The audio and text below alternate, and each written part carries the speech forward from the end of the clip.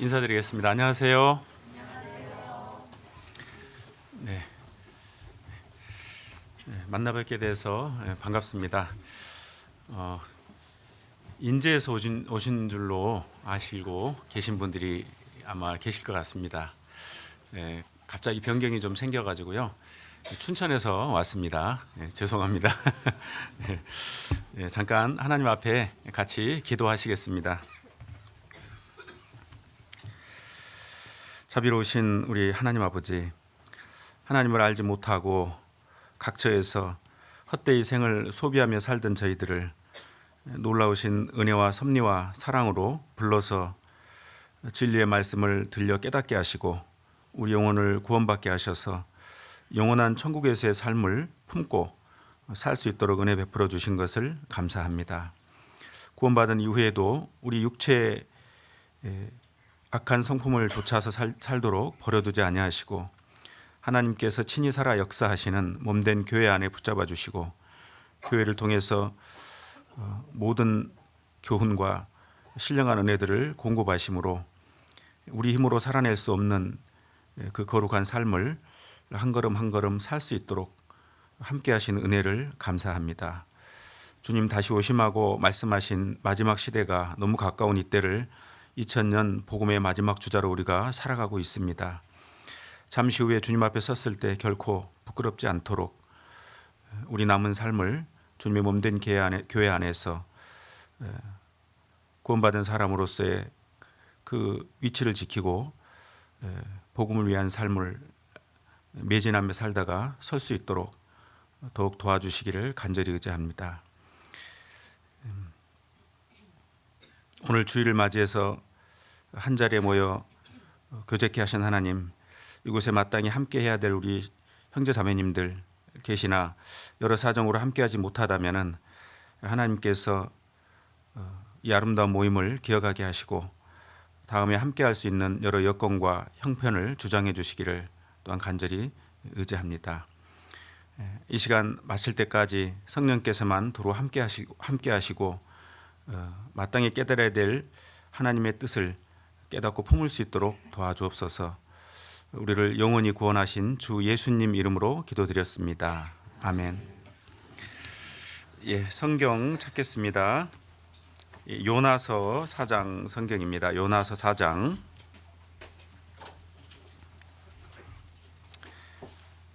요나서 성경 4장입니다.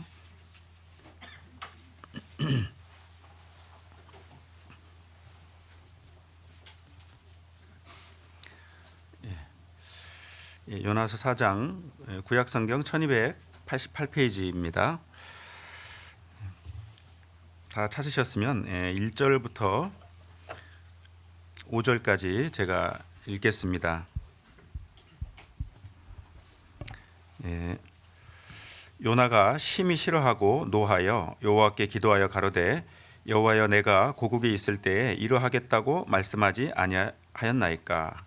그러므로 내가 빨리 다시스로 도망하였사오니 주께서는 은혜로우시며 자비로우시며 노하기를 더디하시며 인애가 크시사 뜻을 돌이켜 재앙을 내리지 아니하시는 하나님이신 줄을 내가 알았음이니이다. 여호와여 원컨대 이제 내 생명을 취하소서. 사는 것보다 죽는 것이 내게 나음이니이다. 여호와께서 이르시되 너의 성냄이 어찌 합당하냐 하시니라. 요나가 성에서 나가서 그 성 동편에 안되 거기서 자기를 위하여 초막을 짓고 그 그늘 아래 앉아서 성읍이 어떻게 되는 것을 보려 하니라. 거기까지입니다.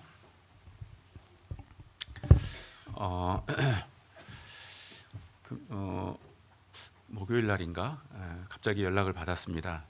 제가 다른 곳에 가기로 돼 있었는데 사정이 좀 생겨서 조정이 필요하다고 연락을 받고 그 주일 설교가 좀 변경이 됐습니다. 그래서 저도 예상치 못하게 이곳으로 이제 오게 돼서 같이 우리 형제자매님들과 교제할 수 있게 되어서 이것도 하나님의 어떤 섭리와 뜻 가운데 있다는 생각을 이제 하게 됩니다. 저는 춘천교에서 신앙생활을 하고 있습니다. 작년 말까지는 저 따뜻한 남쪽 나라에 있었거든요. 그런데 이제 작년 말부로 춘천으로 와서 현재 생활하고 있습니다. 윗지방에 이렇게 왔더니 주로 이제 이렇게 강원도나 아니면 서울 쪽으로 오게 되더라고요. 그래서 아마 이렇게 저렇게 해서 자주 이렇게 뵐 수 있지 않을까 이런 생각을 이제 하게 됩니다. 오늘 잠깐 같이 교훈을 좀 생각해보고 싶은 주제가 이 요나서 4장을 중심으로 우리가 신앙생활하는 데 있어서 교훈을 좀 생각해 보고 싶어서 이 말씀을 찾았습니다. 이 요나는 이제 우리가 잘 알고 있잖아요. 하나님이 그 니느웨라는 곳에 가서 하나님의 말씀을 전하라고 했는데 그 싫은 겁니다. 그래서 이제 다른 곳으로 가다가 하나님의 그 직접적인 개입을 통해서 물고기 배 속에까지 들어가고 거기서 이제 회개하고 결국 니느웨에 가서 이제 하나님이 전하라고 한 내용을 전했죠. 근데 사실은 요나서 3장에 보면은 바른 마음으로 전한 건 아니었습니다. 그 말씀을 따라서 하긴 했지만은 온전히 마음이 바르게 된 것은 아니었습니다. 그래서 3일 길이나 될 만큼 큰 니느웨 성이었는데 그 성에서 그냥 하루 만에 쭉 말씀을 전해버린 거죠. 그런데도 놀랍게 그 하루에 전한 요나의 경고를 듣고 니느웨 사람들이 전부 이제 돌이키고 회개하는 바람에 하나님이 내리기로 작정했던 그 심판을 하나님이 거둬들이는 그런 내용이 니느웨 3장에 쭉 있지 않습니까? 그러니까 이제 이 요나가 너무 싫어하는 거죠. 그래가지고 심히 싫어해서 노하여 여호와께 기도했다. 그러면서 이렇게 될 거 알았습니다. 제가 그래서 안 간다고 했지 않았습니까? 이렇게 이제 마치 하나님께 따지듯이 이야기를 합니다. 하나님의 일꾼이거든요. 요나는 하나님이 보내서 하나님의 말씀을 전하는. 그런데 죽기를 원하기까지 싫어하는 그런 모습을 보여주고 있는 거죠. 아직도 마음이 온전치 못한 겁니다. 그래서 요나가 한쪽 그 니느웨 성 한쪽 편에 나가 가지고 초막을 지었습니다. 5절에 보면은 요나가 성에서 나가서 그 성 동편에 앉되 거기서 자기를 위하여 초막을 짓고 그 그늘 아래 앉아서 성읍이 어떻게 되는 것을 보려 하니라 그랬잖아요. 지금 니느웨 성이 발굴됐죠. 그 엄청나게 큰 성인데 이제 그걸 이렇게 보면은 니느웨 성이 전부 보일 정도의 위치면은 한 1, 2km는 떨어져 있지 않았을까 이런 생각을 이제 해본 적이 있습니다. 그래서 니느웨 성이 딱 보이는 곳에서 초막을 스스로 짓고 그 그늘 아래 앉아가지고 성읍이 어떻게 되는 것을 보려 하니라. 여전히 마음이 바르지 못한 하나님의 마음하고는 영 차이가 있잖아요. 그런 상태로 이 니느웨 성이 어떻게 되는가 보자 이런 마음인 거죠. 관망하는 모습입니다. 혹시 이 니느웨 성읍이 회개해서 심판을 면했다가 또 얼마 가지 않아서 금방 죄를 짓고 이제 하나님 앞에 심판을 받지 않을까 이런 생각을 했던 것 같아요. 좋지 않은 마음을 가지고. 그래서 이제 한쪽에서 초막을 짓고 이렇게 관망하고 지켜보는 하나님의 일꾼. 이제 우리가 이 모습을 보면 참 온전한 모습이 아니지 않습니까? 그런데 이 요나의 모습, 신분이 하나님의 일꾼입니다. 근데 우리가 신약 시대를 살아가는 하나님의 일꾼이라는 거 아시죠? 구원받은 우리는 하나님이 구원하셔서 하나님의 일을 맡기셨잖아요. 우리 모두는 하나님의 일꾼입니다. 마치 요나 같은 입장이죠. 신약 시대 일꾼. 그래서 이 관망하고 온전치 못한 마음을 가지고 있는 이 하나님의 일꾼인 요나를 하나님께서 일깨우시기 위해서 깨우쳐주기 위해서 특별히 이 요나서 4장에 보면은 도구들을 쭉 준비하십니다. 도구들. 그래서 그 도구들을 준비하시는 걸 볼 때 신약 시대의 일꾼인 우리가 마치 요나처럼 우리의 마음이 혹 하나님 보실 때 온전치 못하다면은 구약 시대에도 그랬던 것처럼 신약 시대에도 이 세 가지 도구를 사용하지 않겠느냐. 틀림없이 사용하실 겁니다. 그래서 우리가 좀 이 도구의 용도를 보면서 우리에게도 하나님이 이런 도구들을 쓰실 것이기 때문에 우리 개인의 삶 또는 공동체, 교회도 마찬가지죠. 쓰실 것이기 때문에 이걸 우리가 교훈을 받고 미리 합당한 삶을 산다면 이런 도구들을 하나님이 우리에게 쓰실 일이 없겠잖아요. 그래서 교훈을 좀 받아보려고 합니다. 그 6절에 보면은 첫 번째 도구, 하나님이 준비하신 첫 번째 도구가 나옵니다. 6절에 하나님 여호와께서 박넝쿨을 준비하사 요나 위에 가리우게 하셨으니 이는 그 머리를 위하여 그늘이 지게 하며 그 괴로움을 면케하려 하심이었더라. 그랬잖아요. 박넝쿨을 준비했습니다. 사실은 요나는 박넝쿨 필요 없다고 여겼을 거예요. 왜냐하면 초막을 본인이 졌잖아요. 그늘이 있습니다. 그런데 하나님이 천연 그늘을 제공해 주신 거죠. 박넝쿨을 딱 준비해 가지고. 그래서 그늘이 지게 했다. 왜 그렇게 했냐면은 요나의 머리가 걱정돼서 얼마나 뜨거울까, 고통스러울까.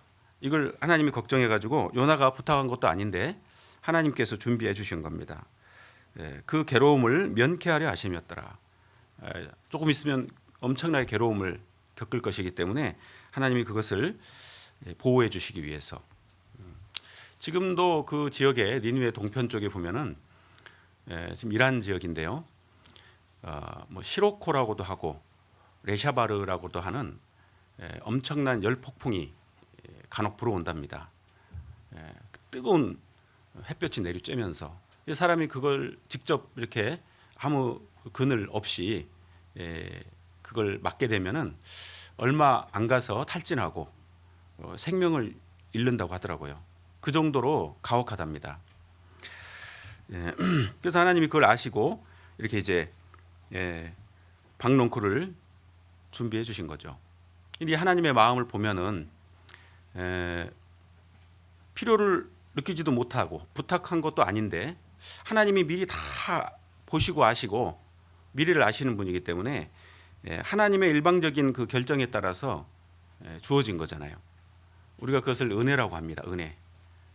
우리가 미처 알지 못하는 것들을 하나님은 다 아시기 때문에 필요에 따라서 우리에게 주시는 것들. 가끔 명절에 이제 제가 아랫지방에 있을 때 이렇게 올라오면 명절 때 이 장모님이 뭘 잔뜩 준비를 해놓으셨어요. 다 가져가기 힘들 정도로. 그래서 이제 그걸 이제 가지고 내려와서 시간을 지내면서 이렇게 꺼내 먹고 이렇게 하면서 부탁도 하지 않고 그냥 우리는 괜찮다고 생각을 하는데도 뭘 그렇게 챙겨주신지 모르겠어요. 은혜죠, 은혜. 요나의 머리를 위해서 괴로움을 명케하려고 그 걱정하고 아끼는 마음에서 하나님께서 은혜로 박넝쿨을 주셨다. 하나님의 일꾼인 선지자 요나를 하나님이 너무 사랑하는 거잖아요. 사랑하는 마음 때문에 하나님이 그 은혜를 베풀어 주신 겁니다. 그래서 이 박넝쿨 아래 쫙 있을 때 요나가 너무 좋아했잖아요. 기대도 못했는데 박넝쿨이 쫙 드려져 가지고 아주 시원한 그런 상태에 있을 때 엄청 좋아했습니다. 심히 기뻐했다 그랬습니다. 실은 이 요나 선지자는 하나님의 엄청난 은혜를 받은 상태에서 또 그 은혜 속에 살아가고 있는 상태, 그리고 현재에도 합당치 못한 마음을 품고 있음에도 하나님이 은혜 위에 은혜를 더해 주신 거죠. 요나가 누리는 은혜들을 딱 생각해 보면 먼저는 선택받은 이스라엘 백성이었습니다. 그 시대에 많은 사람들이 창조주를 알지 못했을 거 아닙니까? 그런데 이 요나는 하나님께 선택받은 선민이었어요. 특별한 은혜죠. 신명기 7장 6절에 보면 지상 만민 중에서 너를 자기 기업의 백성으로 택했다 그랬잖아요. 만민 중에서 특별히 택함을 받은 그 유대인이었습니다. 그래서 신명기 33장에는 이스라엘이여 너는 행복자로다 그렇게 말씀했잖아요.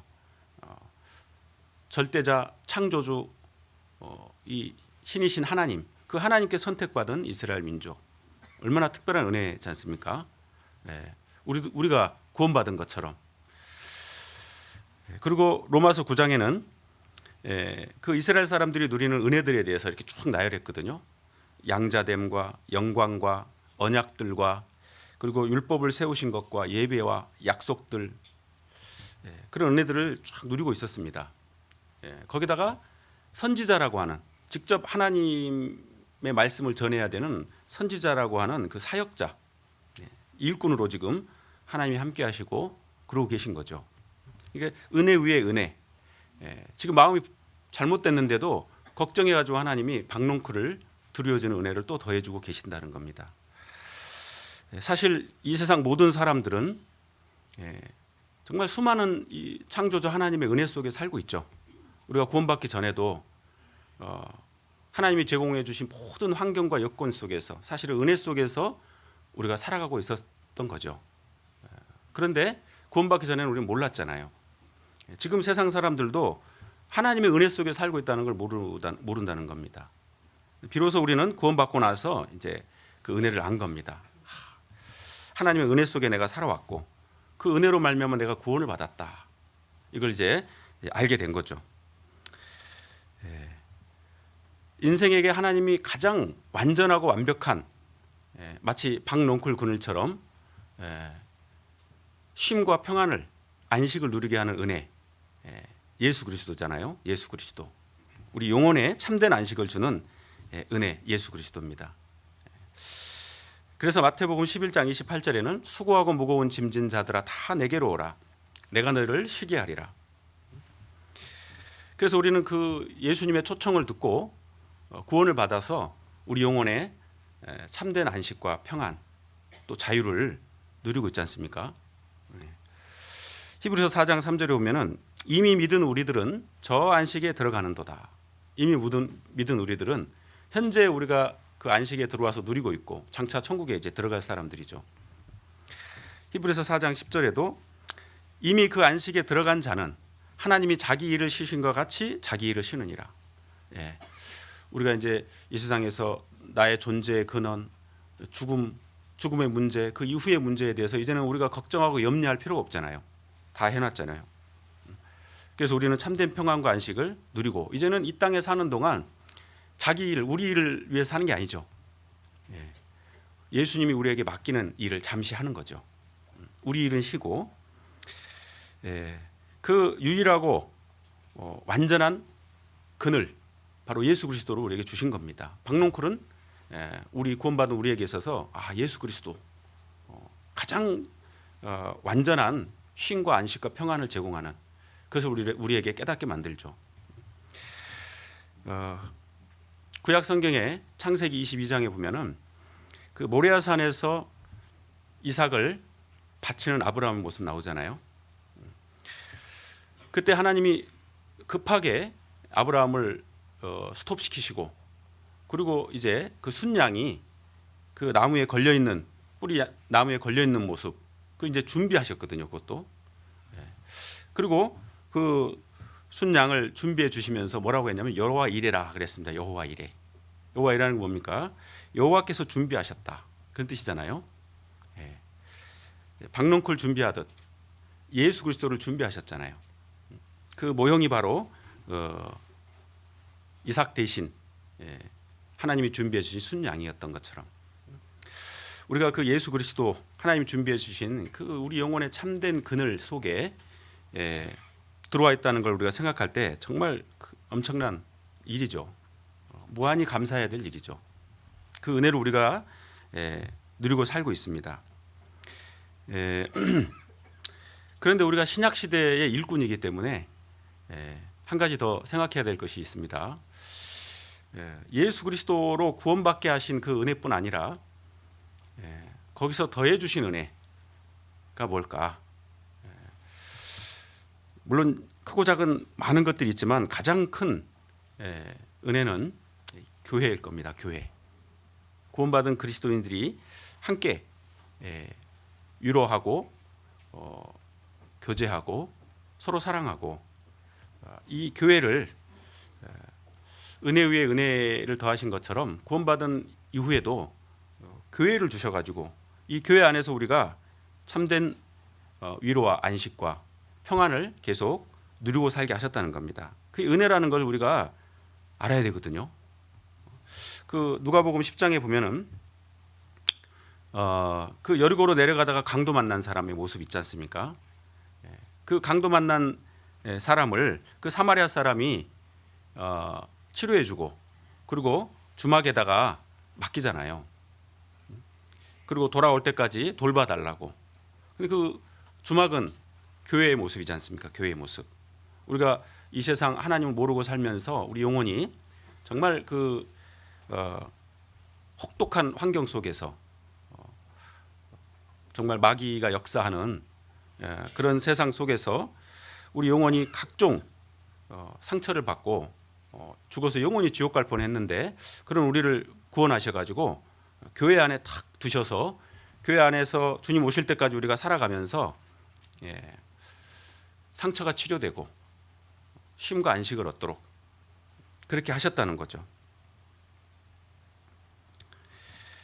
그래서 이 세상에서 신앙을 가진 사람으로서 살아가는데 필요한 모든 것들, 우리 영혼과 신앙에 필요한 모든 것들이 사실은 이 교회 안에 다 있지 않습니까? 교회 안에 다 있습니다. 골로새 2장 3절에 보면은 그 안에는 지혜와 지식의 모든 보화가 감춰 있느니라. 그 안, 예수 그리스도 안인데 교회는 예수님의 몸이잖아요. 교회 머리로 예수님이 계신다고 되어 있잖아요. 눈으로 보는 것은 아닙니다. 그러나 구원받은 그리스도인이 함께 모여 살아가는 이 교회는 예수님의 몸이고 그리고 이 안에는 지혜와 지식의 모든 보화가 감춰 있습니다.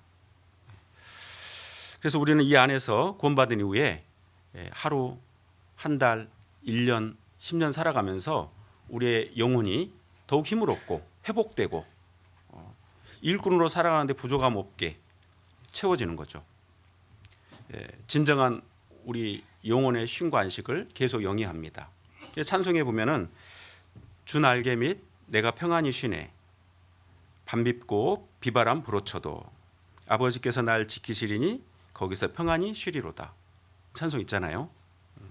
주 날개 및 나의 피난처 되니 거기서 쉬기를 원하노라. 그 찬송 교회 안에서 우리가 그것을 누리게 하셨습니다. 계속 쉼 가운데 살아가도록. 만약에 구원은 받았는데 저는 이제 가끔 그런 생각 해보거든요. 구원을 제가 22살 때 구원을 받았습니다. 구원은 받았는데 교회가 만약에 없었다면 약 30년의 제 삶이 어땠을까 이런 생각을 해본단 말입니다. 거꾸로. 참 끔찍하겠죠. 과연 구원받은 사람으로서의 그 믿음을 지키고 살 수 있었을까? 세상에서 막 이리 치고 저리 치고 근데 그랬을 거라는 생각을 해봅니다. 교회가 있었기 때문에 이 교회 안에서 우리가 구원받은 사람들과 서로 마음을 주고받는 공감을 하잖아요. 공감. 그리고 위로받고 세상에서 상처받은 거 교회에서 위로받고 그리고 삶의 참된 목적과 방향을 분명히 알고 살잖아요. 방황하지 않고 그리고 내 삶의 존재 가치 내가 이 교회 안에 살면서 주님이 원하시는 삶을 할 수 있는 힘도 공급받고 그 일을 했을 때 참 보람되잖아요. 형제자매를 돕는 일, 구원받지 못한 사람들을 구원받게 하는 일 얼마나 보람됩니까? 그리고 사랑을 나누고 교회는 요나에게 더하여 주신 것처럼 구원받은 우리 그리스도인 신약시대를 살아가는 일꾼들에게 주신 더해 주신 은혜죠. 구원도 은혜, 교회도 은혜. 교회를 준비하신 이유가 많이 있지만은 가장 우선한 이유 중에 하나가 뭘까 생각해 본다면 정말 죄 많은 세상, 이 세상은 정말 죄가 넘쳐나잖아요. 그리고 사자와 이리떼 같이 마귀가 역사하는 세상, 우리 눈으로 볼 수 없지만은 우리는 성경을 통해서 알 수 있잖아요. 사자와 이리떼 같이 마귀가 역사하는 세상, 우는 사자와 같이 두루 다닌다 그랬는데요. 그런 세상에서 구원받은 그리스도인들이 당할 그 괴로움을 아시겠잖아요. 예수님이 데려가기를 원하는 것이 아니고 보존하시기를 기도하셨잖아요. 그 세상에서 당할 괴로움을 명쾌하기 위해서 교회를 준비해 주신 것이 틀림없다는 얘기입니다. 구원받은 그리스도인에게.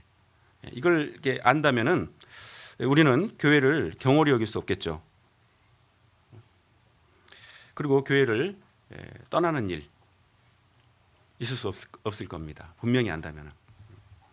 우리는 이 교회 안에서 그 힘과 그리고 회복 그리고 신령한 기쁨들을 영위하고 지금 현재 살고 있습니다. 은혜를 계속 공급받고 살고 있다는 겁니다.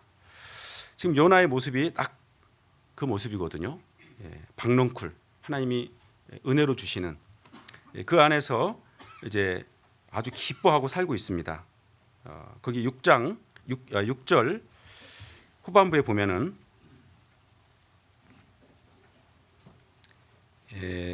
요나가 박넝쿨을 인하여 심히 기뻐하였더니 얼마나 좋은지요. 교회 안에서 우리가 막 기뻐하고 즐거워하는 모습 하고 유사할 겁니다. 그런데 두 번째 준비물을 하나님이 딱 준비하셨어요. 제가 처음에 구원받고 이 성경을 읽으면서 이해가 안 됐어요. 6절에 보면은 하나님이 벌레를 준비하사 이튿날 새벽에 그 박넝쿨을 씻게 하심에 고치더니라 그랬거든요. 이게 이해가 되십니까 혹시? 이해가 안 되는 거예요. 아니 박넝쿨을 딱 준비해가지고 너무 좋아하는데 갑자기 벌레를 딱 준비해가지고 이튿날 그냥 사그라들게 만들어 버리는 거예요. 왜 이러실까? 뭘 교훈하기 위함입니다. 뭔가 가르쳐 주시기 위한 거예요. 박넝쿨을 씻게 하심에 고시더니라. 갑자기 벌레를 준비했어요. 이 부정적인 거잖아요. 벌레가 했던 역할이 뭐냐 보면은 그 박넝쿨의 근원을 갉아먹어 버리는 거예요. 뿌리를. 왜 그렇게 했냐? 요나가 기뻐하고 그 누리던 좋은 것들을 거둬들일 목적입니다. 거둬들일 목적. 우리가 신앙생활 하면서 꼭 기억해야 되는 거, 구원받은 그리스도인도 기억해야 되고 잊지 말아야 될 것 중에 하나가 뭐냐면 우리에게 하나님이 좋은 것도 주시지만 때로는 좋지 않은 것도 허락하신다는 거예요. 좋지 않은 것도 하나님의 아심 가운데 주어진다는 것을 기억해야 됩니다.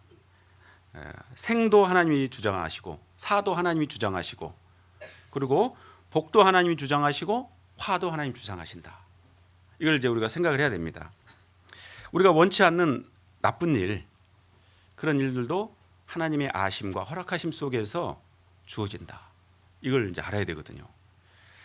어떤 분들은 하나님은 좋은 것만 주시고 좋지 않은 것은 안 주시는데 이게 나한테 왔어. 왜 그럴까? 마귀가 그래. 이렇게만 생각하거든요. 물론 마귀는 악한 존재니까 그런 일을 하긴 하는데 하나님 허락하심 속에 주어진다. 이걸 기억해야 됩니다. 마귀도 하나님 손에 있잖아요. 그래서 이사야 45장 7절에 보면은 나는 빛도 짓고 어둠도 창조하며 나는 평안도 짓고 환난도 창조하나니 나는 여호와라. 이렇게 말씀하셨습니다. 왜 요나에게 하나님이 갑자기 하루 만에 벌레를 보내가지고 갉아먹게 하셨을까? 뭔가 요나가 중요한 것을 놓치고 있기 때문에 그렇습니다. 그걸 깨닫게 하기 위한 도구가 바로 벌레였다는 거죠. 벌레. 뭘 놓치고 있었을까? 이 6장 끝에 보면은 심히 기뻐했더니 그랬잖아요. 이게 좋은 것 같잖아요. 좋은 내용이 아닙니다, 사실은. 심히 기뻐하였더니 그것으로 그치고 있다는 거예요. 이건 이제 전형적인 세상 사람들의 모습이기도 하죠. 노아 홍수 때 사람들이 먹고 마시고 시집가고 장가가고 그 즐기고 누리고 그러고 있었지 않습니까? 하나님이 뭘 하실지 전혀 생각 못했죠. 하나님이 주시는 그 무한한 은혜와 사랑을 누리면서도 하나님과 아무 관계없는 그 마음 상태, 그 태도, 그저 하나님 주신 은혜들을 누리기에만 급급하는 이 문제가 있지 않습니까? 더군다나 요나는 하나님의 일꾼이거든요. 이것은 불신앙의 모습이죠. 마땅히 알아야 될 것을 알지 못하고 깨닫지 못하는 하나님의 일꾼 요나. 하나님이 왜 박농쿨을 더해 주셨을까? 나는 과연 은혜 받은 사람으로서 합당한 마음을 지금 갖고 있는가? 또는 합당한 삶을 살고 있는가? 내가 어떤 태도를 취해야 되는 것인가? 이런 생각 있잖아요. 그게 합당한데 그런 생각을 전혀 못 하고 있는 거예요. 그냥 누리기 바쁜 거죠. 하나님의 일꾼이었습니다. 이스라엘 민족이 심판받고 멸망하게 된 그 이유도 사실은 이와 흡사했습니다. 이스라엘 민족이 구약 시대 때 아수르와 바벨론에 망했잖아요. 그렇게 된 이유도 이 요나의 모습과 흡사했다니까요. 그래서 이사야 1장 3절에 보면은 소는 그 임자를 알고 나귀는 주인의 구유를 알건만은 이스라엘은 알지 못하고 나의 백성은 깨닫지 못하는도다. 한탄을 하고 계셨죠. 호세아서 2장 8절에는 곡식과 새 포도주와 기름은 내가 저희에게 준 것이요 저희가 바알을 위하여 쓴 은과 금도 내가 저에게 더하여 준 것이거늘 저가 알지 못하도다. 곡식과 새 포도주, 기름 하나님이 다 이스라엘 백성 선택받은 이스라엘 백성이기 때문에 공급해 주고 계셨는데 그들은 알지 못했고 오히려 그들이 누리는 그 좋은 것들을 우상에게 드리는 쪽으로 썼잖아요. 바알을 위하여 쓴 은과 금도 내가 저에게 더해 준 것이다. 그걸 몰랐다는 겁니다. 그래서 하나님이 결국 이스라엘 민족을 물론 그 죄도 가중됐기 때문에 하나님이 심판하신 거잖아요. 자, 이 모습이 요나의 이 모습이 우리하고도 관계가 있을 수 있지 않습니까? 우리의 삶도. 그래서 우리에게도 중요합니다. 하나님은 은혜를 베풀어 주시고 기대하시는 바가 있다는 걸 우리가 기억해야 됩니다. 기대하시는 바가 있습니다. 먹고 떨어져? 그게 아니에요. 먹고 떨어져? 그게 아닙니다.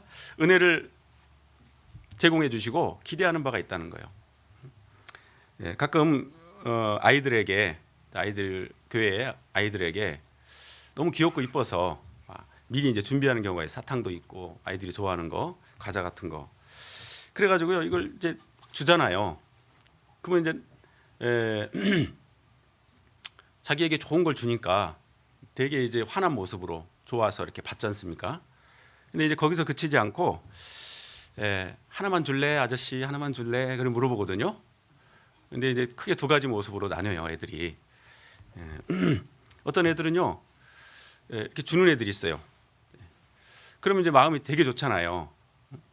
이렇게 다 미리 준비해서 주는 것은 바로 아저씨가 너를 좋아한다는, 너를 위한다는 그것을 이제 아이도 어느 정도 알기 때문에 그거 하나만 줄래 그러면은 이제 이렇게 줍니다. 그러면 기특하잖아요. 그런 관계가 계속되기를 바라고. 그런데 어떤 아이들은 안 줘요. 이렇게 줬는데 안 줘요. 이렇게 방금 줬는데 제가 줬는데.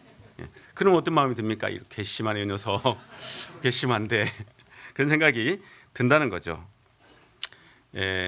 예수님도 그 누가복음 17장에 보면은 열 문둥병 환자를 고쳐줬어요. 그런데 가다가 딱 고침을 받았거든요. 근데 10명 중에서 한 명, 그것도 사마리아 사람 한 명이 돌아와서 예수님께 하나님께 영광을 돌리고 감사했습니다. 예수님이 따져 물었어요.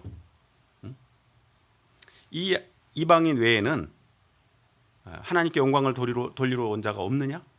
따져 물었다니까요.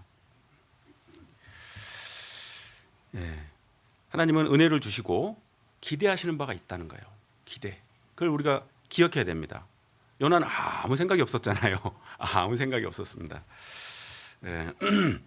느헤미야 9장 35절에는 저희가 그 나라와 주의 베푸신 큰 복과 자기 앞에 주신 넓고 기름진 땅을 누리면서도 주를 섬기지 아니하며 주님과의 관계 속에서 주님이 기뻐하시는 섬기는 삶을 살기를 기대하시기 때문에 필요한 은혜들을 계속 주신다는 겁니다.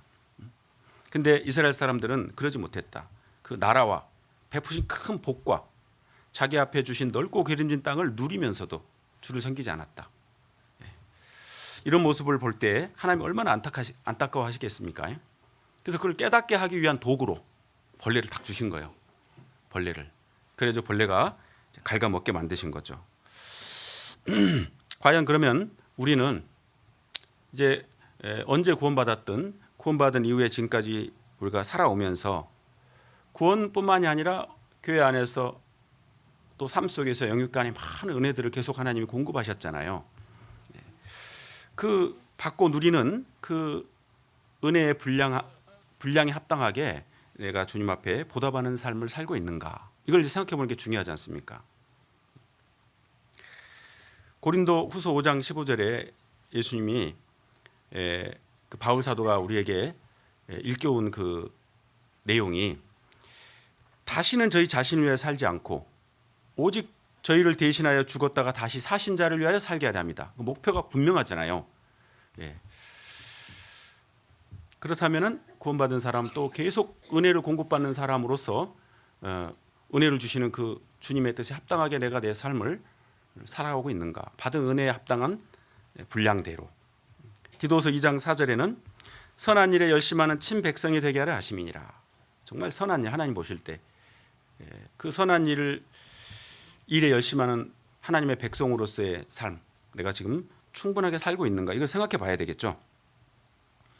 혹시 이유가 어떻게 되었든지 간에 주님이 주시는 그 은혜들을 누리면서도 요나처럼 방관하고 있지는 않는가. 우리 각자는 여러 가지 하나님께 받은 것들이 이제 다 개인차가 있죠. 재능도 다릅니다. 물질도 다르고 또 건강도 다르고 시간 여유도 각자 다르죠. 좋은 직장을 가지고 계신 분도 계시고, 그런 모든 것들을 과연 그 모든 것들을 우리에게 공급해 주시는, 허락하고 도와주시는 하나님의 은혜에 보답하는 삶을 살고 있느냐. 그러지 않고 그런 좋은 것들을 내가 영위하고 누리기는 하는데 하나님 앞에 보답하는 삶을 살지 못하고 있다면 우리는 어쩌면 요나처럼 심히 기뻐했더니로 그치고 있는 것은 아닌가, 이걸 생각해 봐야 되는 거잖아요. 구원받은 그리스도인들이, 저도 처음에는 이제 신앙이 어렸을 땐 그랬습니다. 됐어 이제 나 구원받았어, 됐어, 이야 이제 좋다, 이렇게 생각을 했거든요. 근데 그것이 오래가면 안 되는데요. 인생의 답을 해결했기 때문에 나는 이제 편안하다, 자유롭다, 누리는 쪽으로 이렇게 시간이 지속되는 경우가 있더라니까요. 제가 삶에서 봐도 그런 경우가 있습니다. 근데 사실은 성경을 조금 더 깊이 있게 알고 하나님의 마음을 헤아려 보면 그 자유를 주시고 은혜를 계속 공급해 주시는 것은 누리다 와라가 아니죠. 누리다 와라가 아닙니다. 일하다 와랍니다. 일하다 와라. 그래서 구원받고 한 가지 이상 봉사는 꼭 해야 되는데, 일정 기간 지나면, 근데 몇 년이 지나도 봉사하고 전혀 관계없이 살아간다면 이거 살펴봐야 됩니다. 뭔가 놓치고 있을 수 있습니다. 빌립보서 1장 29절에 그리스도를 위하여 너희에게 은혜를 주신 것은 다만 그를 믿을 뿐 아니라 또한 그를 위하여 고난도 받게 하심이라. 고난, 그리스도의 고난에 참여한다. 교회 안에서 주님의 일로 수고하고 헌신하고 그래야 되는데, 때로는 간혹 은혜의 보답은 고사하고 누리는 은혜를 잘못 사용하고 있을 수도 있다는 거예요. 저도 그런 적이 있더라니까요. 어떤 형제님이 간증을 하는 내용을 이제 들었습니다. 구원을 너무 확실하게 받은 거예요. 말씀을 쭉 듣고 정말 하나님이 살아 계셨고 자기가 영적 존재고 영원한 세계가 있는데 하마터면 지옥 갈 뻔했고, 그런데 예수님의 그 십자가에 거저 주시는 은혜로 구원을 받아서 천국 갈 수 있다는 사실이 확 믿어졌습니다. 너무 기쁜 거예요. 그런데 이제 너무 마음이 좋으니까 이걸 주체를 못하고 이제 집회 끝나고 막 구름 위를 걷는 것처럼 가다가 이 전화를 했습니다. 친구에게, 야 내가 지금 너무 기쁜데 술 한잔 하자. 만나서 이 기쁨을 같이 나누자. 그랬다고 하더라고요, 누군가. 근데 이제 구원 받아서 모르니까 그럴 수 있잖아요. 마음이 좋은데 그거 이제 예전에는 마음 좋으면 뭐 반가운 친구들 만나가지고 뭐 술 한잔 마시고 그렇게 회포를 푸는 모양이죠. 예. 근데 구원받은 이후에 우리가 교회 안에서 시간 속에 쭉 살아오면서 그런 신령한 기쁨들 막 누릴 때 그냥 그걸 누리는 걸로 그치는 게 아니고 이걸 어떻게 하나님 앞에 보답할까, 어떻게 돌려드릴까, 그걸 하나님 기대하신다는 생각을 해야 된다는 얘기입니다. 갈라디아서 5장 13절에 보면은 형제들아 너희가 자유를 위하여 부르심을 입었으나 그러나 그 자유로 육체의 기회를 삼지 말고 오직 사랑으로 서로 종노릇하라. 육체의 기회를 삼지 말고 사랑으로 서로 종노릇하라. 구원받은 형제 자매님들을 섬기고, 우리는 형제 자매님들만 섬기는 데 그치지 않고 구원받지 못한 이뤄진 영혼들도 섬겨야 될 사람들이잖아요. 그래야 그 영혼들을 구원받게 하죠. 그러지 못할 때는 우리 삶 속에도 하나님이 벌레를 보내실 수 있다, 이런 생각을 해야 된다는 겁니다. 보내시거든요, 실제로. 예. 벌레는 견고입니다. 경고일 뿐만이 아니라 기회죠. 돌이킬 수 있는. 구약 성경에 지금 이 니느웨, 죄 짓고 심판받을 이 니느웨 사람들에게도 요나를 보냈는데 신분이 뭡니까? 어떤 나라에 또는 어떤 개인에게 경고하기 위해서 보냄을 받은 사람들, 누구라고 그럽니까? 선지자라고 하죠. 선지자. 예. 돌이킬 기회를 주기 위해서, 경고하시기 위해서 보냄을 받은 사람들 우리는 선지자라고 합니다. 근데 이제 생각해 보면 니느웨 사람들에게는 요나가 선지자였잖아요. 그래서 딱 전했는데 다 돌이켰어요. 근데 하나님이 이 하나님의 일꾼이 요나에게 뭘 모르고 있어가지고 벌레를 쫙 보냈거든요. 벌레가 선지자입니다. 근데 이 요나는 몰랐어요. 하기사 물고기 뱃속에서 나온 요나의 모습이 꼭 벌레 같았을 거예요. 그런데 요나 자신에게 하나님이 니느웨에 보냈던 요나 모습처럼 벌레를 딱 보냈는데 못 깨닫고 있는 거예요. 하나님의 일꾼이. 우리도 그럴 수 있다니까요. 삶 속에 하나님이 계속 벌레를 보내는데 왜 그랬냐? 영적인 감각을 상실한 상태입니다. 요나가 감각이 없어요. 영적으로 이렇게 돼버렸습니다. 잘못된 마음을 품고 있었기 때문에. 그래서 신약 시대를 살아가는 우리 구원받은 그리스도인의 삶 속에도 하나님이 벌레를 보내시는데 우리가 영적으로 둔감해져 있잖아요. 그러면 그 벌레를 못 깨닫습니다. 하나님 보내는 벌레는 돌이키라고, 경고로 더 심한 것이 올 수 있기 때문에 보내는 거거든요. 신명기 28장 39절에 보면은 네가 포도원을 심고 다스릴지라도 벌레가 먹음으로 포도를 따지 못하고 포도주를 마시지 못할 것이며, 수고해서 애써서 포도원을 심어서 가꾸고 했는데 벌레를 쫙 하나님 보내버리면 결실을 못하는 거죠. 누리지 못합니다.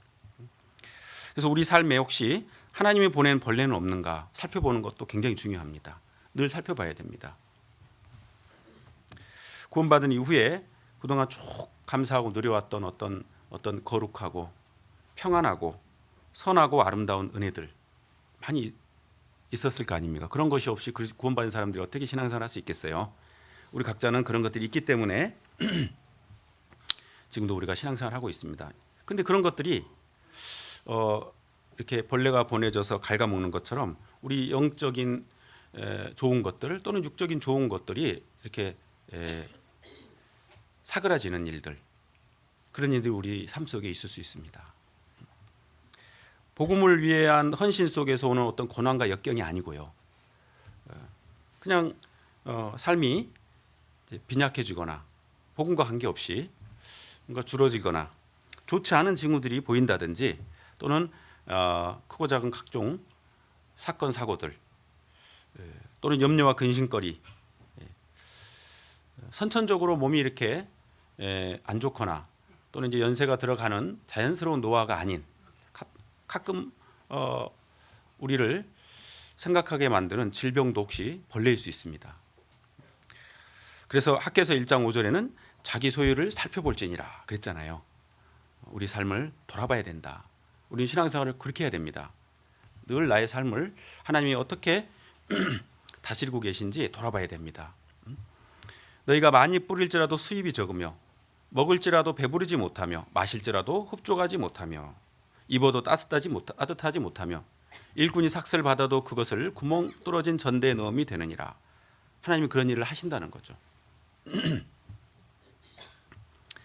예, 우리를 하나님이 은혜로 구원해 주시고 구원받은 이후에도 교회 안에서 계속 영육간의 은혜를 공급하시는 데는 목적이 있습니다. 분명한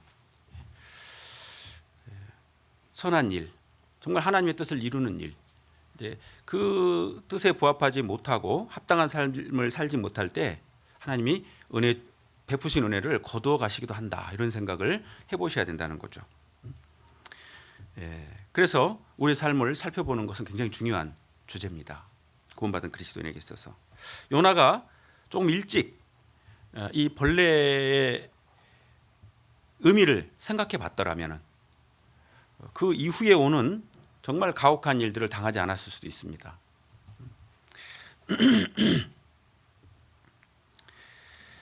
그래서 이 벌레는 심판의 전조입니다. 심판의 전조. 이튿날 새벽에 벌레를 보내서 갉아먹었잖아요. 새벽에. 17절에 보면은 하나님이 벌레를 준비하사 이튿날 새벽에 갉아먹었습니다. 그런데 이제 언제 고통을 느끼기 시작했냐? 8절에 보면 해가 뜰 때 하나님이 뜨거운 동풍을 준비하셨고 이것도 준비하신 겁니다. 뜨거운 동풍을 준비하셨습니다. 그러니까 그 해 뜰 때부터 뜨거운 동풍이 불 때까지는 기회였죠. 기회. 돌이킬 수 있는. 그런데 요나는 이 좋은 기회들을 다 놓쳤습니다. 그러고 나서는 이제 세 번째 하나님의 준비물인 뜨거운 동풍을 그대로 맞이하고 있는 거죠. 뜨거운 동풍. 이 뜨거운 동풍을 맞을 때 얼마나 그 가혹하고 고통스러웠겠어요. 그러니까요, 홍곤하여 스스로 죽기를 구했다고 되어 있습니다. 그 더운 지방에 갔다 오신 분들 어떤 분이 이제 얘기를 해주셨는데 그 시나이 반도에 관광 그 뭡니까 성지순례 성지순례 가신 분들 이야기를 뭐 해준 걸 들었는데요. 이제 한번 광야 체험을 해보라고 버스에서 이렇게 문을 열어뒀답니다.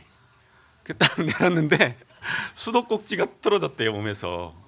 왜냐면 너무 더우니까 숨이 폭 막히고 그래가지고 10분도 안 돼가지고 다 차로 들어왔답니다. 에어컨 있는 차로. 더군다나 이것은 하나님이 본격적으로 준비한 뜨거운 동풍이잖아요. 얼마나 고통스러웠을까요? 죽기를 구했다고 되어 있습니다.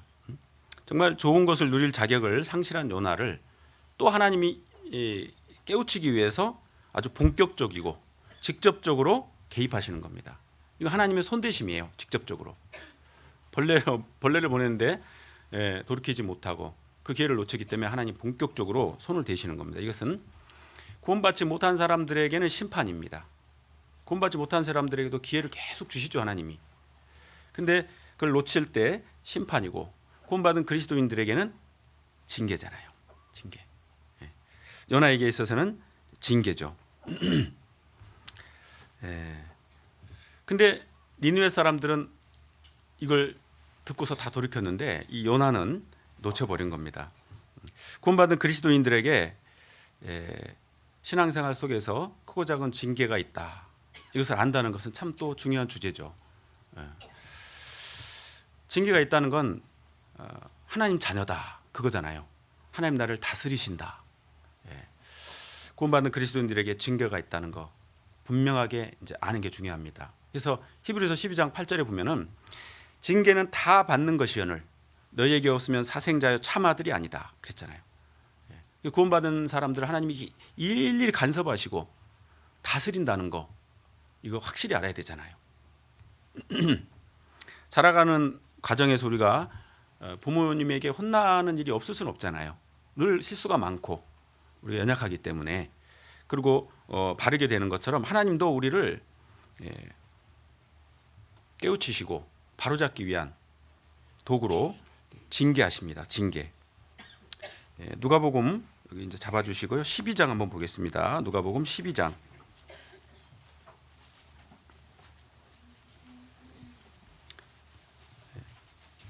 47절.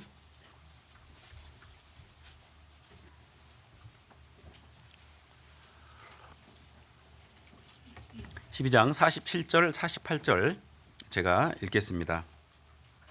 주인의 뜻을 알고도 예비치 아니하고 그 뜻대로 행치 아니한 종은 많이 맞을 것이요 알지 못하고 맞을 일을 행한 종은 적게 맞으리라.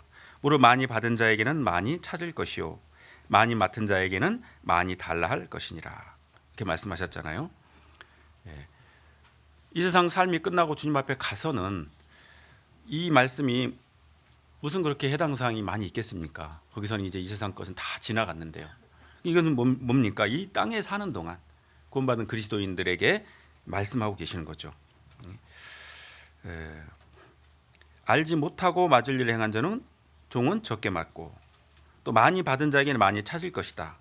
많이 맡은 자에게는 많이 달라 할 것이다. 분명히 징계가 있습니다. 그래서 우리가 신앙의 어떤 예상치 못한 가혹한 어려운 일들이 닥쳐올 때가 혹 있거든요. 그럴 때는 돌이켜 봐야 됩니다. 내가 하나님 앞에서 뭔가 내가 놓치거나 잘못하고 있는 건 뭐였을까? 이런 생각을 해볼 필요가 있다는 겁니다. 징계를 주신 것은 바로 되게 하시기 위해서죠. 근데 요나 같은 경우는 이 징계 속에서도 어떤 태도를 취했는가 보시겠습니다. 요나서 4장 한번 보시겠습니다.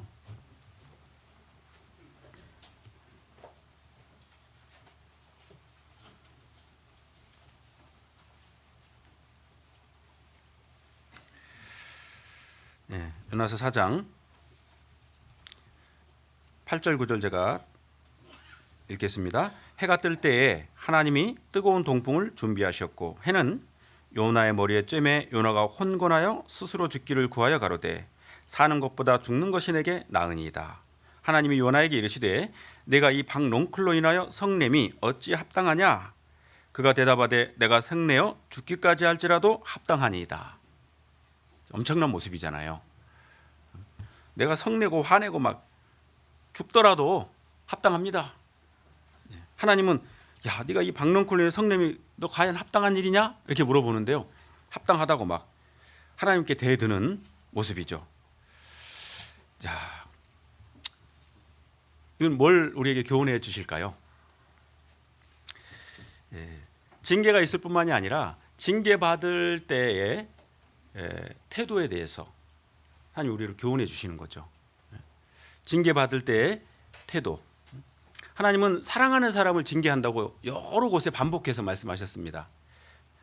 요한계시록 3장에도 예수님이 교회에 대해서 말씀하시면서 교회를 징계하는 모습입니다. 무릇 내가 사랑하는 자를 책망하여 징계하노니 그러므로 내가 열심을 내라 회개하라. 개인도 마찬가지고요. 사랑하시는 자를 징계한다. 아비가 그 기뻐하는 아들을 징계한 같이 받으시는 아들마다 채찍질한다. 그런 말씀하셨잖아요. 그런데 이 요나가 보여주는 이 징계받은 자 받을 때의 태도는 징계받을 때 몇 가지 유형 중에서 최고로 보여주면 안 되는, 우리가 반면 교사를 삼아야 되는 가장 한쪽 끝에 있는 모습을 우리에게 보여주는 겁니다. 이럴 수도 있다 사람이, 이런 거죠. 근데 이런 모습이 우리 개인의 신앙의 삶 속에도 간혹 있더라니까요. 홍건하여 스스로 죽기를 구하여 성내어 죽기까지 할지라도, 이게 신앙이 아주 연약한 사람이 아니잖아요. 하나님 일꾼이잖아요. 일꾼. 근데 이런 모습이 우리 안에 이제 있을 수 있다는 거죠. 징계받을 때는 참 이렇게 고통스럽습니다. 아주 마음이 아주 그냥 면도칼로 착 벤 것처럼 아프고 씁쓸하죠. 그러나 그것이 하나님의 은혜고 그걸 통해서 더 바로되고 우리 신앙이 성장할 수 있는 기회로 주셨다는 것도 생각해야 되는데, 당장 그 징계받을 때 그 고통과 아픔, 내 원대로 되지 않았다고 하는 그런 것들, 또는 기대와 달리 너무 힘들다고 하는 그런 것 때문에 하나님을 원망하고 막 그런 경우가 있더라는 거죠. 제가 처음 구원받고 얼마 안 돼서 징계받고 하나님의 다스림을 탁 절감했던 것 중에 하나가 뭐냐면 처음 구원받은 지 이제 얼마 안 됐던 때입니다. 구원받고 나서 이제 제가 1시간 반 정도를 운전해서 이렇게 수요 말씀을 들으러 나왔거든요. 그 수요 말씀 끝나면 이제 1시간 반을 또 운전해서 산길을 들어갔습니다. 근데 이제 그 하루는 수요 말씀 끝나고 이제 들어가는데 제가 11조를 하려고 호주머니에 이렇게 딱 준비를 했었는데 그 당시 이제 제가 군인이어가지고 막 바쁘고 훈련도 있고 막 그래가지고 3주가 지났어요. 3주가 1주 후면은 11조 해야 됩니까? 안 해야 됩니까? 아니 그달 11조를 준비를 했는데 그걸 못 하고 3주가 지나버렸다니까요. 그런데 일주일 후면 다음 달 걸 이제 11조를 해야 되는데 제가 이제 스스로 생각하기에 그랬습니다. 그런데 호주머니에 넣고 막 바쁘게 지나다 보니까 일주 후면 또 다음 달 11조를 해야 돼요. 근데 이제 한쪽에서 야, 일주에 다음 달 11조를 해야 되는데 그냥 이걸로 이렇게 생각을 다 했거든요. 그러고 수요일 날 말씀 딱 끝나고 이제 가는데 비가 와가지고요. 산길이니까 낙석도 좀 떨어져 있고 그랬는데 어두컴컴하지만은 이제 차가 없고 한 80km 정도로 쭉 가고 있었는데 낙석이 하나 떨어져 있더라고요. 물 한 개가 좀 이렇게 펴 있고. 근데 조그마니까 그냥 지나쳐야 되겠다. 그러고 나서 쭉 가는데 웬걸 갑자기 오는데 점점 커지는 거예요 이게. 그래서 이제 너무 늦어가지고 딱 지나가는데 덜컹했습니다. 다행히 사고는 안 났어요. 아유 감사하다 그러고 이제 가서 세워놓고 이튿날 이렇게 퇴근해서 쭉 보니까 기름이 뚝뚝 떨어지고 있더라고요. 이름이. 그래서 이제 그 카센터 가까운 곳에 가서 보니까 이게 이제 올려가지고 보더니 이게 미션이 깨졌다. 미션이. 그래서 이거 새 걸로 하면 비싸다고. 근데 이거 중고로 내가 해줄 테니까 얼마 달라. 그랬거든요. 호주머니 있는 딱 그 돈이었어요. 진짜 깜짝 놀랐어요 제가. 야 그때 하나님이 딱 생각이 났어요. 아 이렇게 다스리는구나 하나님이. 내 호주머니 돈을 얼마인 걸 어떻게 아셨을까 했거든요. 하나님이니까 알죠. 그때 하나님이 그 구원받은 그리스도인을 이렇게까지 철저하게 다스리는구나. 그걸 이제 알고 참 한쪽으로는 감사했습니다. 그래서 하나님의 다스림과 징계에 대해서 알기 시작했는데 그 이후에도 보면은 제 신앙 안에서도 그렇고 또는 간혹 교회 안에서 같이 신앙생활 하시는 분들의 모습 속에 이렇게 보면은 물론 우리가 당하는 여러 어려움들이 다 징계는 아니라는 거 아시죠? 연단일 수도 있고 또 마귀의 어떤 시험일 수도 있고 그런데 징계가 있는 것도 사실이기 때문에 어떤 경우 그 징계 받는 사람들 또 징계 받을 때의 어떤 유형을 딱 보면은 크게 한 3가지 정도로 나뉩니다. 제 간증입니다. 애써 외면한다. 애써 외면해. 그리고 자기 수단 방법으로 해결하려고 한다. 빨리 무마시키고 그런 모습이 나오더라는 거죠. 또 한 경우는 자기 연민에 빠져서 아파한다. 그리고 절망하고 낙담하고 교제를 멀리한다. 그리고 또 한 가지는 이 요나 같은 모습입니다. 이건 이제 극에 달하는 쪽인데 정말 불평불만하고 하나님 왜 나만 다른 형제자매들 보니까 다 잘 먹고 잘 살대요. 아무 문제 없대요. 근데 왜 나만 이렇게 철저하게 주저앉히십니까? 막 이런 불평불만하고 대항하고 원망하는 모습. 그것이 심해지면 이제 교제를 멀리하고 또는 어떤 경우는 교제를 떠나는 경우가 혹시 있더라는 거죠. 하나님 돌이키라고 하나님과 관계 개선 그리고 뭔가 바로잡아서 더 훌륭한 모습으로 세워가기 위한 건데 이제 그런 경우가 있더라는 거죠. 요나는 지금 3번째입니다.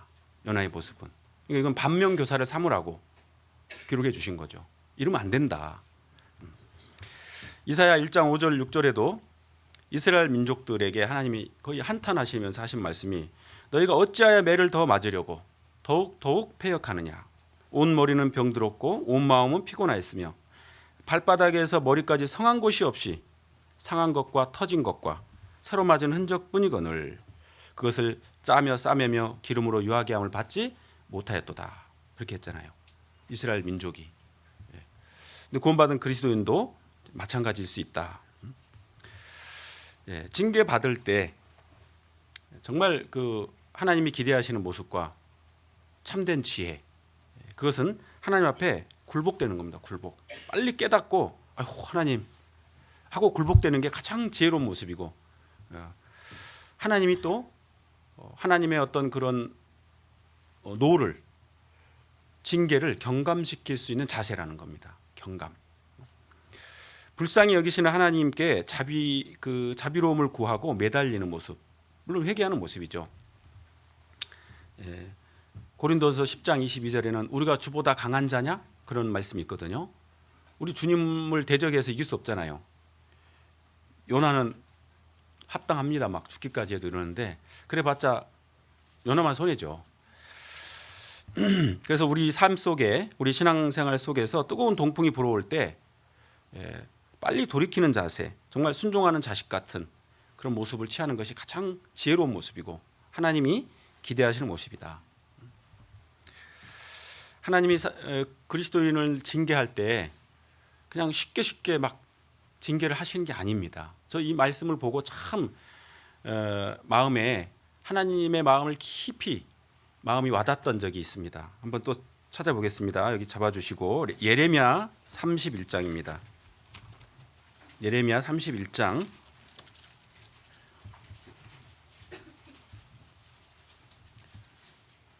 예레미야 31장 20절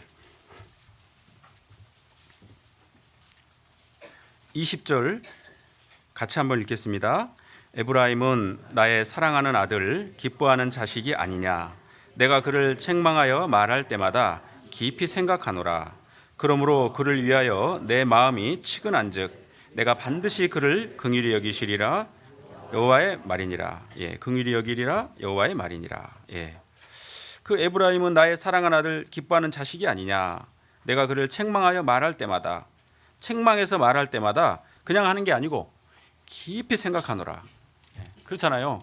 다 큰 자녀를 부모님이 꾸짖고 바로잡기 위해서 그냥 막 뱉고 말하지 않잖아요. 곱씹고 생각하고 어떻게 말하면 이걸 받아들일까 생각하잖아요. 하나님 그렇게 하신다는 거예요. 깊이 생각하노라. 그러므로 그를 위하여 내 마음이 치근한즉, 생각할 뿐만 아니라 참 안타까워하고 치근하는 측은지심이죠. 내가 반드시 그를 긍휼히 여기리라. 하나님은 긍휼히 여길 거 이미 염두에 두고 징계하시고 책망하시고, 어렸을 때 아이들 혼내놓고서요 안아줄 거 준비하고 있다가 혼나고 이제 눈물 질질 짜면 이제 다시 이렇게 안아주고, 그런 적이 있는데 그런 모습입니다. 그런 모습. 하나님의 이 모습, 이 마음이 참 얼마나 우리에게 그 징계하시는 하나님의 마음을 헤아리게 만듭니까? 이 하나님의 마음을 헤아린다면 우리가 징계받을 때 어때요? 요나 같은 모습을 취하기는 쉽지 않겠죠. 징계받을 때 본이 되는 모습이 있습니다. 신앙의 위인들, 선배들 중에서 구약 성경에 다윗이거든요. 다윗이라는 사람은요, 그 믿음도 훌륭했지만은 징계받을 때 보여주는 태도도 우리에게 본이 됐습니다. 얼마나 훌륭한지 모릅니다. 역대상 한번 또 보겠습니다. 역대상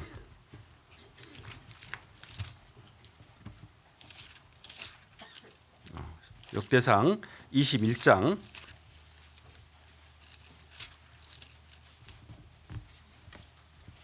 역대상 21장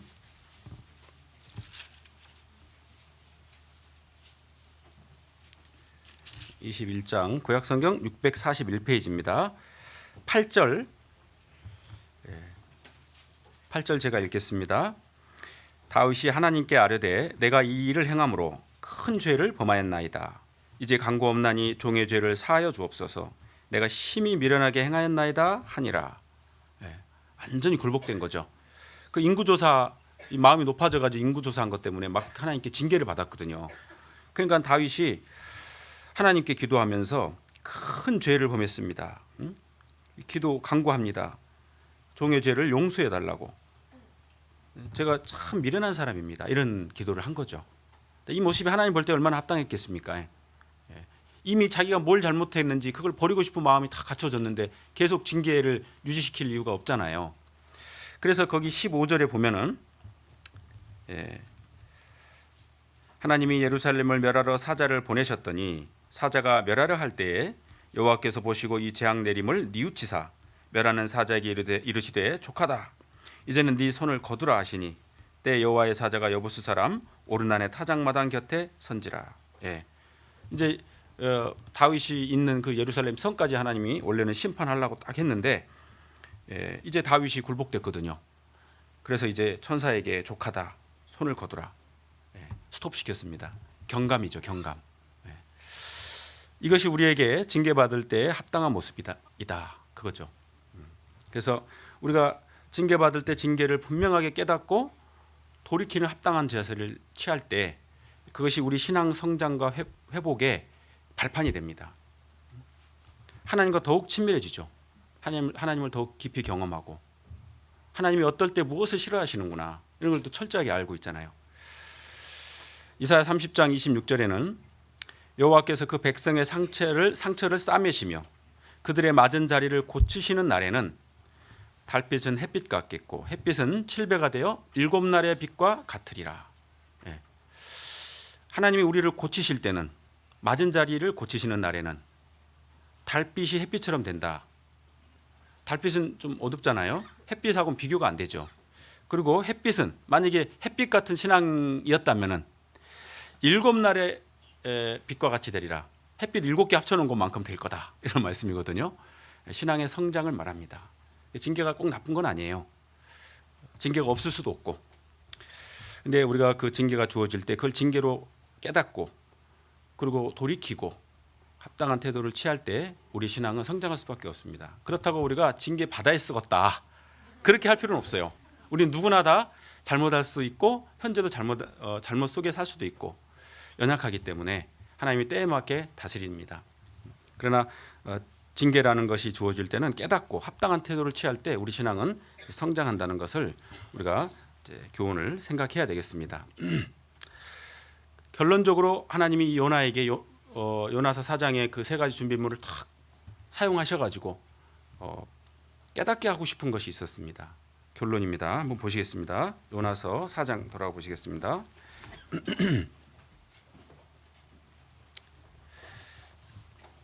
10절 11절입니다.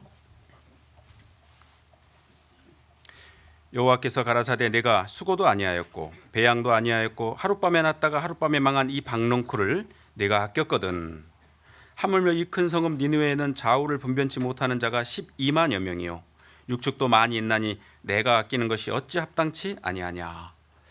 하나님이 이 세 가지 도구를 사용해서 관망하고 있고 잘못된 마음을 가지고 있는 영적으로 감각이 둔해진 그 하나님의 일꾼을 일깨우셔가지고 결론적으로 깨닫게 해주고 싶은 것이 바로 10절 11절입니다. 네가 아끼는 것이 뭔지 아느냐? 하루 만에 났다가 하루 안에 사라져 썩어서 없어져 버릴 그 보잘것없는 그 하나님이 그냥 은혜로 누리게 하시려고 주신 그것을 지금 아끼고 있구나. 그것은 영원하지도 못하다. 그리고 그것은 네가 배양한 것도 아니지 않느냐. 하나님의 은혜로 주신 거죠. 근데 이 요나의 모습을 일깨우셨는데 마치 우리가 그럴 수 있다니까요. 우리가 하나님이 더 중요한 목적을 위해서 은혜로 주시는 것들이 많이 있는데 진짜 목적은 뒤로 한 채 주신 은혜들을 누리는 데 급급하는 삶으로 시간을 보내고 여력을 쏟으면서 살아갈 수도 있다는 거예요. 하나님의 일꾼이. 그래서 이것을 일깨워주고 계신 거잖아요.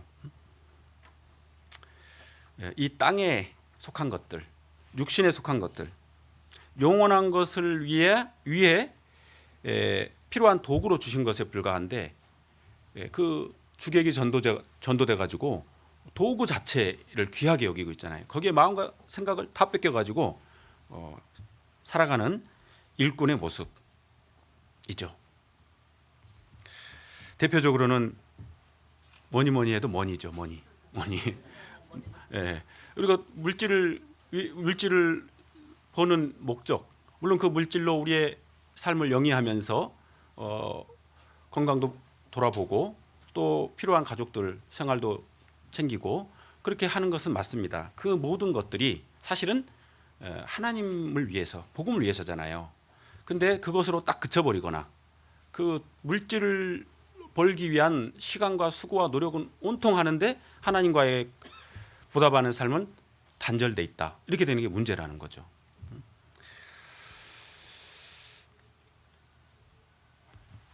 뿐만 아니라 구원받은 그리스도인들에게 하나님이 주시는 어떤 총명함, 지혜, 시간들, 그런 것들을 자기 꿈과 이상을 위한 쪽으로만 살아간다. 이 세상 것만 위해서, 세상의 어떤 성공, 부귀, 영화, 그런 것은 박농쿨에 불과한 겁니다. 구원받은 그리스도인들에게 하나님이 허락하신 것들 중에. 그래서 이 청년들도 어떤 이제 청년들 간혹 보면은 이제 어떤 중요한 시험과 공부를 위해서 신앙을 딱 단절하고 그냥 막 1년, 2년, 막 어떤 경우는 막 5년 공부만 하고 있는 사람들이 있어요. 간혹 구원 받았는데 그것은 정말 합당치 못하죠. 그 공부를 하는 건 좋습니다. 그러나 신앙생활을 병행해야 되잖아요. 병행 같이. 그래서 신앙생활과 또는 공부 또는 사업 그걸 반드시 병행하라고 이제 이야기를 합니다. 고린도전서 7장 한번 보시겠습니다. 고린도전서 7장.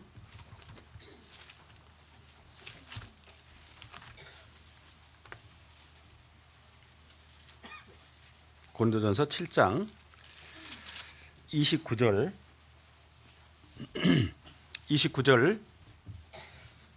31절까지 제가 읽겠습니다. 형제들아 내가 이 말을 하노니 때가 단축하여 증거로 이후부터 안에 있는 자들은 없는 자 같이 하며 우는 자들은 울지 않는 자 같이 하며 기쁜 자들은 기쁘지 않는 자 같이 하며 매매하는 자들은 없는 자 같이 하며 세상 물건을 쓰는 자들은 다 쓰지 못하는 자 같이 하라. 이 세상 형적은 지나감이니라. 주님 오시면은 도구로 주셨던 것은 다 헛된 거예요. 꽝이에요. 그때가 단축하여 준 거로 안에 있는 자들은 없는 자 같이 하며 우는 자들은 울지 않는 자. 슬픈 일도 사실 이 세상 거 가지고 내가 슬퍼한다면 그거 다 지나가는 겁니다. 기쁜 자들 이 세상에서 뭐 얻어진 것 때문에 막 즐겁고 기쁜 것도 주님 오시면 다 끝이죠. 매매하는 자들은 없는 자 같이 이제 장사를 해서 뭔가 내가 많이 그 수익을 얻었다. 그런다 해도 없는 자처럼 세상 물건을 쓰는 자들은 다 쓰지 못하는 자 같이 하라. 이 세상 형적은 지나갑니다. 근데 이 반대가 되면 어떻게 됩니까? 반대가 되면은 그래서 요나가 이 세상에 있는 것들 그런 것들을 너무 아낀다는 거예요. 박농쿨 하나님이 주신 건데 왜 주셨는지를 생각을 못하고 심히 기뻐하고 좋아하는 거예요. 혹시 우리가 구원받은 그리스도인이 구원받은 이후에 이 세상 주어진 것들 위해서만 산다든지 그런 것들의 기쁨을 누리면서 반면에 그걸 주신 하나님 또 하나님이 진짜 우리에게 맡기신 선한 일 그것에 열심하는 삶을 합당하게 살지 못한다면 요나 같은 모습이고 그것을 하나님이 일깨우신다는 거죠. 도구를 사용해서. 그럼 하나님이 아끼시는 거 아까 우리가 읽어본 그 요나서 4장에는 요나가 아끼는 건 그런 것들이었습니다. 그럼 하나님이 아끼시는 건 뭐냐 그거죠. 본문 돌아가 보겠습니다. 요나서 4장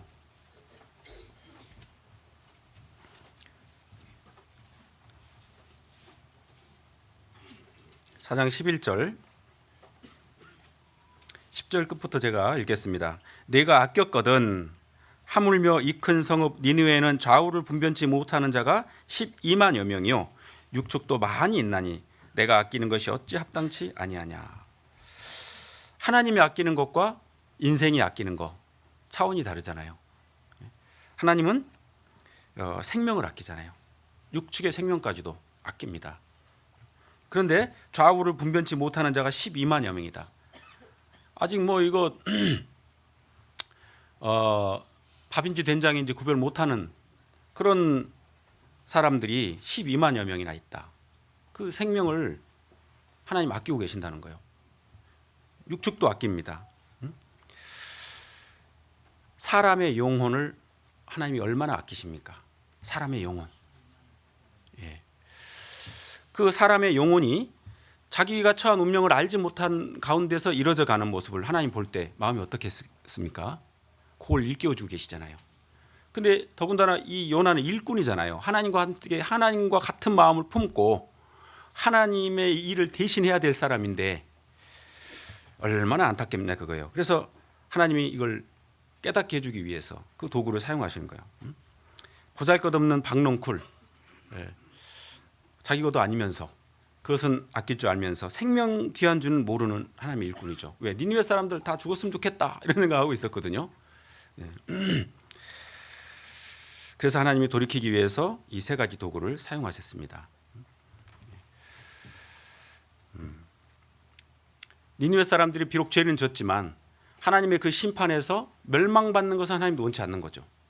그래서 요나를 보내가지고 그 심판에서 벗어나기를 원하는. 그런데 요나는 정반대였잖아요.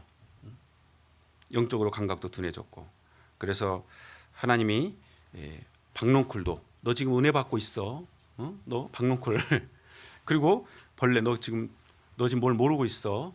벌레도 보내시고.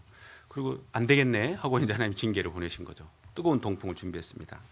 이 세 가지가 신약 시대 일꾼으로 살아가는 우리 구원받은 그리스도인에게도 반드시 사용하십니다.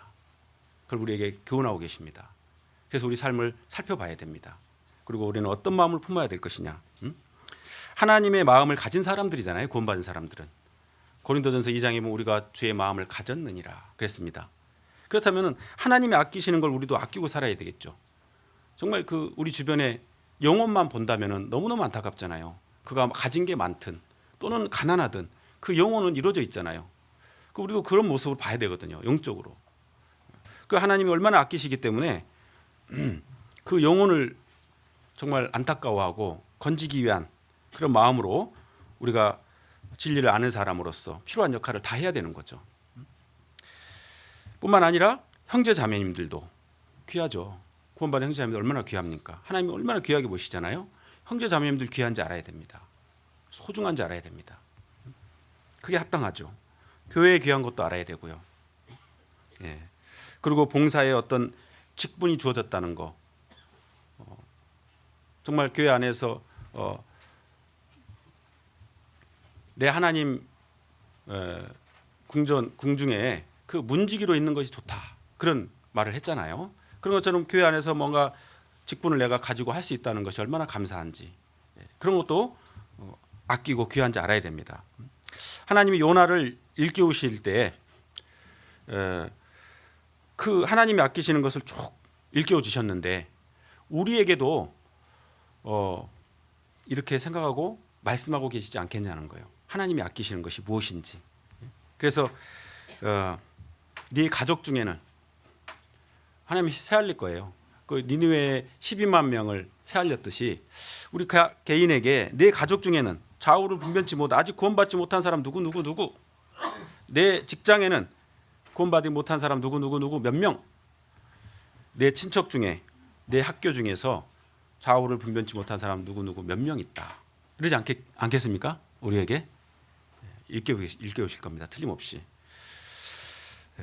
디모데전서 5장 8절에 보면은 가족을 돌아보지 아니하면 믿음을 배반한 자요 불신자보다 더 악한 자니라. 가족들 다 구원 받으셨습니까? 하나님이 이뤄진 가족들의 영혼을 헤아리고 자꾸 우리에게 양심에 일깨우고 계실 겁니다. 그래서 우리도 요나처럼 누리는 어떤 좋은 것들 그런 걸 영위하는데 여력이 뺏겨 있으면 안 되고 영혼을 건지기 위한 쪽으로 우리가 가진 것들을 오히려 사용해야 되겠죠. 그래서 오늘 요나서 4장에서 하나님이 그 세 가지 도구를 사용해서 일꾼을 일깨우시는 그 모습은 신약 시대에는 이렇게 말씀하셨거든요. 마태복음 한번 보시겠습니다. 마태복음 6장입니다.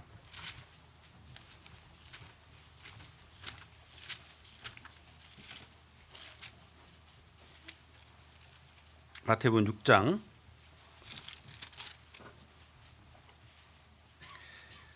31절 32절 제가 읽겠습니다. 마태복음 6장 31절 32절 그러므로 염려하여 이르기를 무엇을 먹을까 무엇을 마실까 무엇을 입을까 하지 말라.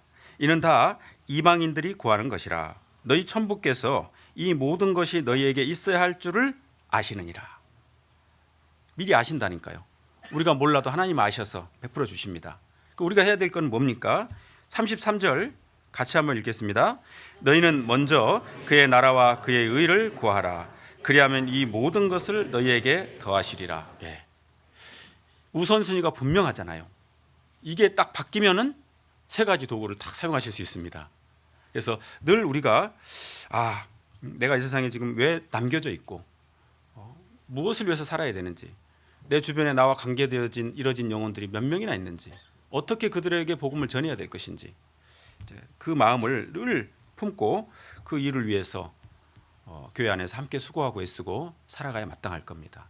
그것을 구약의 하나님의 일꾼인 요나를 일깨우시는 모습 속에서 우리가 신약의 일꾼으로서 교훈을 받아야 될 겁니다. 기도하고 마치겠습니다.